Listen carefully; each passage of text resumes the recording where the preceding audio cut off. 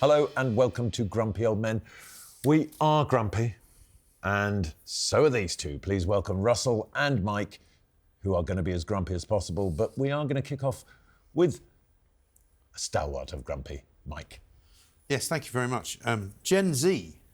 You surprised me. I know. I've got nothing against them, and some you people say that. People prefer to say in this country Gen Z, of course, but you know, Gen Z somehow sounds more apt for them. Gen Z always sounds like something you need a cream for. Yeah, and you sort of do need a cream for these people, right?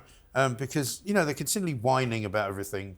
They can't answer the phone because it makes them nervous. They can't make a phone call because, you know, they don't... Well, they certainly can't put it to their ear. They certainly can't put it to their ear. They talk like that. They only use a phone for playing games on and sending messages. They don't actually use it as a phone. Is it Snapchat? Snapchat or worse. I don't understand TikTok. That. No, not really. And is it the same generation that lament the fact they can't possibly buy a property, even though they spend about £30,000 a year on avocado sandwiches, and Netflix, travelling, 2 Series BMW leases, and going to places like Machu Picchu for a holiday, or £250 a month on subscriptions to apps on their phone that they don't use. Yes. Yeah, exactly right. But the thing is, one of the reasons that they're slightly cosseted is because during COVID they all kind of came of age, right?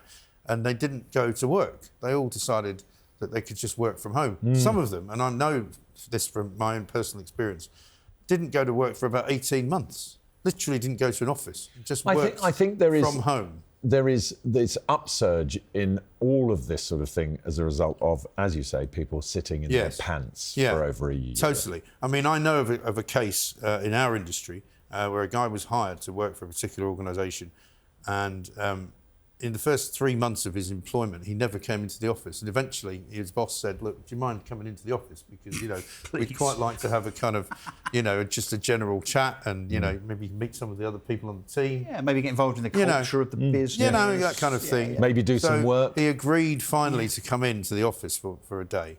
And the boss guy had to disappear off and have a meeting. And when he came back, the guy had gone. And he rang him and, of course, didn't answer his phone. So he had to text him, and he said he had to leave the office because he didn't feel safe. Yeah, I'm not joking. Felt anxious about the office environment. About the office environment, but also because he wasn't really sure about whether COVID had completely disappeared. And 5 years on, yeah. No, this was during kind of. But it was when people were going back to work. It wasn't like. You know, so this sounds like the entirety of our civil service. Yes. Yeah. Well, it does. It does, and also they're terribly entitled. Are you saying, Russell, that the whole of the civil service don't feel safe? I'm saying if they actually ventured back into the office, they would use it as an excuse to go back home. Many of them have again. never been to the office, right? Yeah. But of course, they're not all Gen Z at the civil service. But the other thing is that, you know, they've been so cosseted that they've said there are certain jobs they don't like to do. You know, like if they come into the office, they don't want to make coffee for anybody. But you know that thing about beneath them. You know that thing about not feeling safe? Yeah. I mean, there are levels of not feeling safe. There are. It's like when, you know, a Gen Zer might say something like, I've had 3 breakdowns this week. Yeah. What? Like anxious. Total mental breakdowns? Anxiety. Or did you just cry a couple of times? It doesn't fill you with huge confidence about the future prospects in Britain, does it? It doesn't. I mean, it's a whole new level of entitlement, though, isn't it? It is. But the reason that I'm putting Gen Z in this particular edition of Grumpy Old Men is not for any of those reasons, because those are all existing reasons. Those ones we're all aware of. There's a new one. The new reason is that apparently now they're all complaining they're a bit lonely because they're all working on their own. Well, they can't have it both ways. At home. And now they're saying, we'd actually quite like to come back to the office. Do you think that would be possible? And of course... Oh, no, we've got rid of all the offices, sorry. It's become very confusing now because the people who've sort of accepted the fact that they're never coming in more than 1 day a week or something are now going, well, hang on a minute, what, you want to do like a full week in the office? Well, like come to work. Actually come to work and talk to people, because apparently they're now complaining that their mental health is suffering as a result of them working in isolation, which, of course, they've chosen to do. Yeah. And that's typical for me of Gen Z, you know. They want everything their way. I want it like that, I want it like that, no, I want it different. Yeah, and now I don't want it like that. It's How about... Worrying. So that's one thing. Yeah. So, but the other thing we're going to have to deal with, if they start coming back to work regularly, is Russell's grump, which is their trousers. I was going to say it's their sartorial approach, and in particular trousers, yes. Yeah. So, and it's one might say I should say nothing at this stage. You're going to say when it comes to dress sense, I think you should kind of wind your neck in perhaps. All right. But It's a nice cardigan. It becomes It's lovely. It Is it a seems to cardigan? be Yeah, it is. It is, It is with a cardigan. collar. It's a collared cardigan. It's a collared cardigan. home knitted. I did it all myself. It's like a home knitting. I was up all night doing this. It's like a home knitting dot to dot. I was join so the dots, excited to colour show by it numbers. to you both, Yeah. and all you're doing is criticising it. Yeah. Anyway, on with I young like it. people's trousers. So it seems to be particularly a London thing where you see these youngsters, probably younger than Gen Z, whatever it is now, where their trousers, stroke tracksuit bottoms, are hitched not just slightly low, but literally halfway down their button. In fact, I should probably demonstrate. Shall I? Have you got? Could you show us an example of No, this? I am dressed correctly. If anyone is eating at home now, I'd recommend you stop. So this is correct. Yeah, that's correct. That seems. This is my waist. You are neither child or as I like to say, cowl. Let me demonstrate. So these are my hips. So my trousers are on my hips. Okay. And in the words of Shakira, your hips don't This is lie. what we see now, right? Which is I'm a bit concerned about the zip Hold on a sound. second. So I'm not going to look that way. It's kind of that. Oh, right? oh, no, hold on. So when No. you're on the tube or walking down Oxford Street, you've got all these lads walking along like this. But this is not a new thing. Where they're Surely. showing. No, Hold on, where are those pants from? But it seems to be every year that goes on, the trousers get lower and lower and lower. Yeah. So it used to be kind of here with their Calvin Klein band across here. If but it you are seems listening now, on they're the actually radio, now here. What's happening Am I right ever gonna now live this down, is by the way? Russell. Russell has his Put it what away. can only be described as his arse hanging. Yeah. Put it away. To but hang on. demonstrate. This is it's not a thing that started years ago because it was supposedly invented in US prison, wasn't it? You've Because got it was the a gang perfect thing. match there. It was a gang thing. Yes. And they Yeah. pulled do you, their no, jeans. but do you what know does it why? signify? Do you know Some sort why of though? Do you know a why? yes Level or of toughness. So where it Something like stems that. from is when you got arrested. Yeah. You had your belt taken off. Yeah. So you essentially couldn't hang yourself.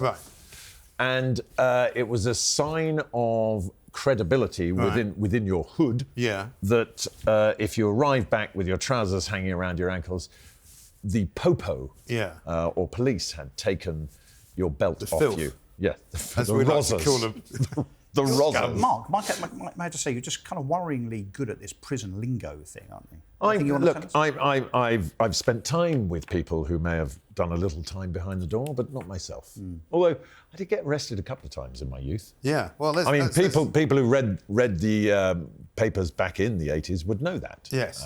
Got arrested That's another show. a number of times. Yeah. That's another show. Yeah. Confessions of Mark Wogan. Well, not confessions, just let's go back and look at some headlines from the 80s. Yeah. Funny enough, mostly written by Kevin O'Sullivan. Yes, probably. Yeah. Who Yeah, regularly... not probably. No, definitely. Yeah. No, used to doorstep my parents to ask questions about what I'd been up to. Anyway, there we go. low-hanging waistbands. Yes. We need to stick them in the bin because it's offensive to... I mean, in fact, it's just I've stupid noticed and funny. I've noticed a sort of a slight variation of that, where they're wearing them quite low, not quite as low as that, but quite low, generally speaking. And a lot of women are doing this, and very baggy trousers. Yes. Incredibly How do they baggy. stay up? Well, I have to say, I don't know. Is it like Velcro or something? I don't know. this is just the circle of fashion. Is it? Because when I was a youth, we were all doing that in the sort of late 80s, early 90s. I go back to the 70s, of course, and we had the high waistbanded sort of cowl look. We had the cowl like look, a really thick waistband with Yeah, no. double buttons. Yes. And then And really, really pleats. wide flares. Pleats? No, sometimes pleats, but really wide flares and platform shoes. Yes. I remember all getting of which sent was home from school incredibly once. dangerous. I got sent home from school once because I went in a pair of red and black platform shoes, which were You apparently went to school dressed as Noddy Holder. Kind of, yeah, without the sequined hat. Or a John Travolta tribute act. It's quite hard to play football in them, I must say. No, dangerous. But I made it to the first break, and then I got sent home. Challenging. You're Yeah. still challenging all these years later. Yes. Now, we are sticking sort of in the same vein here. And it might seem like we're kicking the Gen Zs or people who are younger than us, but the name of the show is Grumpy Old Men. People giving their mental health updates or scoring themselves mentally Yes. on social media. Oh, I'm a 7 today. Yeah. What? A 7 what? Yeah. And which way is that good? Does that spectrum mean a going? good- I is don't good know. 7 or a bad This is, 7? they haven't 10 is the explained meltdown that. catastrophe I don't or know. 1? I don't Yeah, I know. don't know. This is the whole thing. It's not explained. Or Also, you maybe it don't has care. been, and they all know. But I and I don't care, like you. That's the other thing. I don't care. So what do they think it is? Some kind of self-therapy to get it out there so that everybody Well, sees? look, I am all for helping people another with Gen Z mental thing. health Yeah, it conditions. is. I think if, luckily we live in a time where if you have a mental health condition, you can get help with it. That's great, right? But the other thing is, what are we all so miserable about? It has never, living has never been easier. No, we've never been healthier, we've never been richer, and we should therefore be the happiest we've ever been. We've never had more better stuff. fed. Well, maybe it tells you that maybe all of those things aren't actually what makes you happy. Stuff. Right, you don't need stuff. You don't need wealth. Well, I would suggest it might be the whole doom scrolling on social media thing, of course, where you look at, I don't know, Love Island contestants and other idiots and think that that is the kind of the benchmark that we should all be aiming for. And if you don't have a Lamborghini, 7 houses and 4 Rolexes, then in some way you're a failure. So let's do a straw poll here now. Right, so if 10 is, I'm overjoyed with life, and 1 is, I'm pretty miserable. Yeah. Right? What are you? I'm about 9. You're about 9? I'd say I'm about 8.5, 9, I reckon. Yeah. Exactly. I mean, 10 would be being a bit sort of, conceited, I think. Or lying. No, because occasionally you do feel miserable. Well, no, it's like when you can always improve, can't you? Yeah. You can always No, but it's like when you're at a dinner party. Right. And I've given up going to them. Yeah, I know. But actually, people don't invite me. Yeah. I don't get invited back very often. No, exactly. Funnily enough. But it's the same thing at your dinner party, and everybody is of a certain age, and there's one couple making out there at it all the time. Yeah. Liars. Right. Yeah, completely. Yeah. We used to call them the smug marrieds. Yeah, the smug marrieds. Who were always, touching each other. And just we do seem to have gone though with mental health. I used to make a point of making a beeline for the wife in that case. Yes, and what did you like to finger then? Yeah, I didn't want to use that phrase because I know you like to reuse it and make it into something else. But regular viewers will know.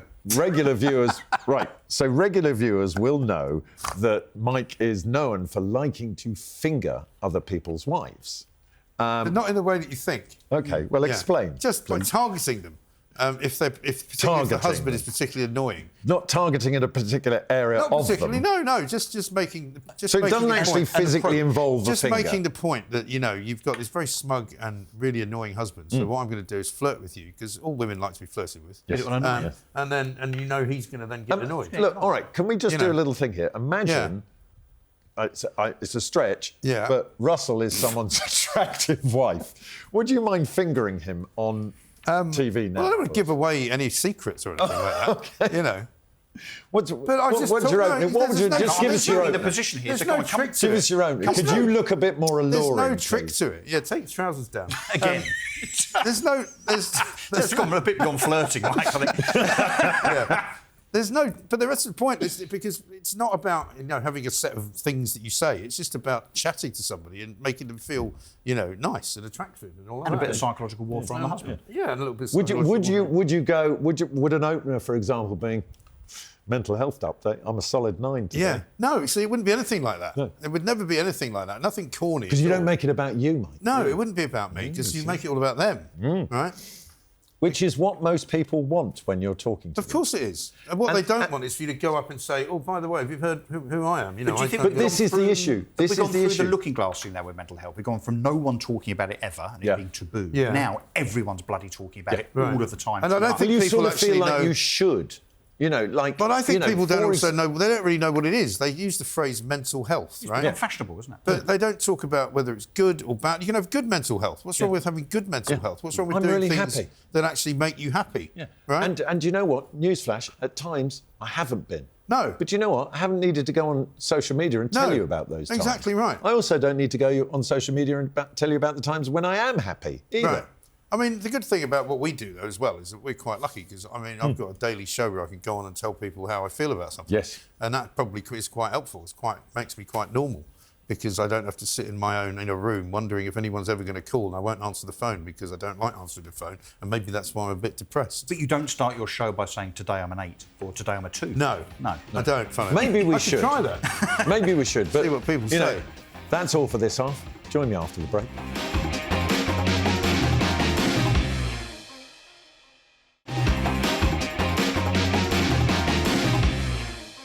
Right, you're back with us. We're still grumpy. But Mike is grumpy about a particular food stuff. Yes. Well, I had an experience recently where I was at an event and I was waiting actually for some pizza. and it was in such demand that I couldn't get any pizza, and I was quite hungry. I'd had a few drinks, and I thought, maybe I'll get a burger instead, because next to the pizza was a burger stand. And I said, "Can I have a burger, please?" And the woman said, "Are you a vegan?" And I said, "No, I'm not a vegan." And she went, "Fine, in that case, you can have some cheese with it. So it's a cheeseburger." And I went, "Great." And it, for all intents and purposes, was sitting there looking, like a beef burger. It had obviously been designed to look like a beef burger. I put cheese on it. I put it in a roll. I went and got a relish for it. And I was eating it, and I thought, this is great. Forget the pizza. This is actually really, really good. And as I was about 7/8 of it the way through, about to have the last morsel of it, somebody came up to me and went, "That's a vegan burger, don't you?" And I went, "What?" Because it didn't taste like a vegan burger. The texture was not like a vegan burger, and they'd asked me if I wanted cheese, knowing that I wasn't a vegan. So I thought, well, why would they give a vegan burger to somebody who said they weren't a vegan? And I thought, I've been done here. You've been played. I've been literally played. Fraud has been committed against me. Yeah. Right. And I'm now going to tell the other side of this story, right? So we were at said event together, all right? There I was, minding my own business, talking to a very nice man, and Mike Graham, who was, quite frankly, 3 sheets to the wind, Only 3. barged in and went, "I want a word with you." "I hate you." I'm like, and this poor person's going, "My God, what have you done to upset this man?" Fed him delicious food, because what he's talking about is my company, Simplicity Foods, that I've set up with my brother and Neil Rankin. We make vegan food, but do you know what? It's delicious, because we've taken a revolutionary approach. We just use vegetables. But Mark, sorry, don't you have an obligation to have some kind of cautionary warning as a sign next to those burgers for people like us that are carnivores? Beware, this tastes delicious. So that we know what we're eating. No, because it is. It's a kind of it's a kind of burger fabrication. It's a fraud. We're really sorry, but this is good for you and tastes Well, for nice. example, right? At the moment, I'm trying to eat certain things and trying not to eat certain other things. So for me to have a burger is a bit of a special occasion, because I don't eat them that often. Right? Did I, though? And if I've now ruined one of the chances to eat a burger, which I now do only about once every 3 weeks or something. All right. And now I've eaten a dud one. It's like getting in a nice car and Dud? finding out dud. engine. It's a dud. It's not a real burger. It's a dud burger. It's I've been getting a cheated. burger under false pretences. It's fraud. Yeah, it's like somebody giving you. Right, Remember Miami Vice? Look, Miami Vice. Miami right? Vice. They couldn't This afford is going to be a stretch. They Go couldn't on. afford a real Ferrari, right? Because the production company Yes, they made one out of couldn't balsa stretch. wood. So they made one. No, they didn't. They practically did. But they got a Chevy Camaro, and they put a Ferrari, sort of body over it that they constructed out of plastic. Yeah. And they drove it around pretending it was a Ferrari.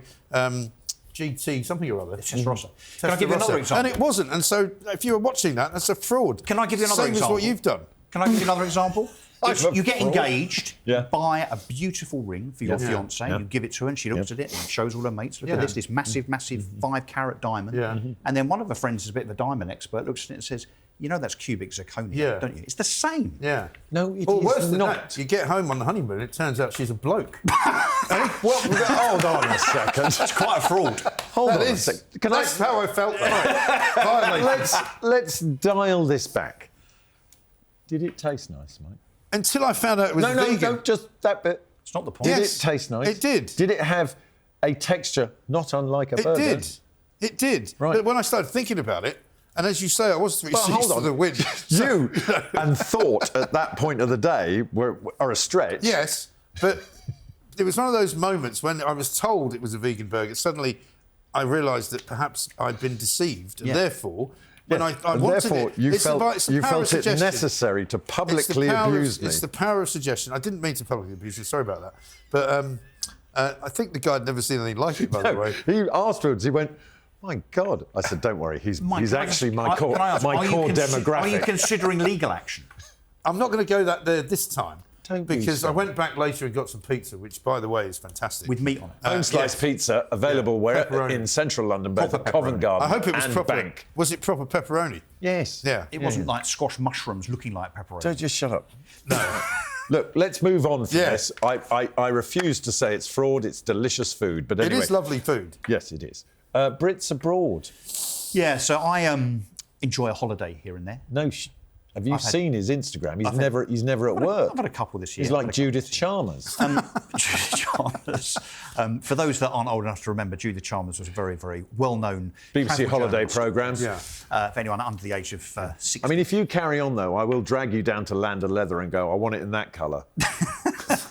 Anyway, so my holidays, and look, I do okay, I think it's fair to say, and so I like nice hotels in nice places. Yes. And what I've found over the last 2 or 3 years increasingly is that no matter where you go now on the planet, so Mauritius, where I've lucky enough to have been recently, Crete and so on, every one of my holidays, from the point that I get to the airport, get on the plane and then get to the hotel, is ruined by Brits abroad.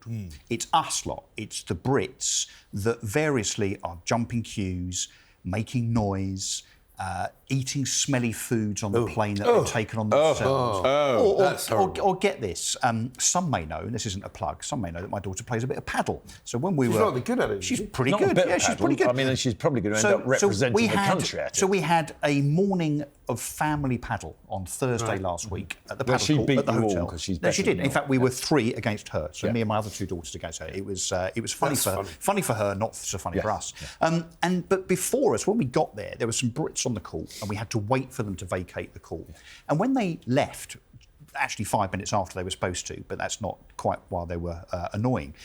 They'd been there for an hour and a half, and all of their bottles of water, all of the stuff that they'd had with them, they literally just left all over the floor and then left the court. And I'm standing there thinking, A, I guess now I've got to clear up because it's in the way, and secondly, I'm probably going to get the blame. But what is it about Brits abroad, particularly new money Brits, frankly, that think that they can just do what the hell they want and leave litter and rubbish Litter is a everywhere? shocker. I have a They're a theory. disgrace. I was embarrassed, Mark. I have a theory on this, right? So if you go back to sort of the 70s and 80s, when the package holiday first sort of erupted, there was lots of criticism about the Brits abroad. Yeah. We went abroad, we got drunk, Yeah. we got sunburn and demanded egg and chips, Yeah. right? Regardless of where it was. Round the pool till 10 o'clock at night. Then we sort of disappeared from the top of the people we don't want in our country thing.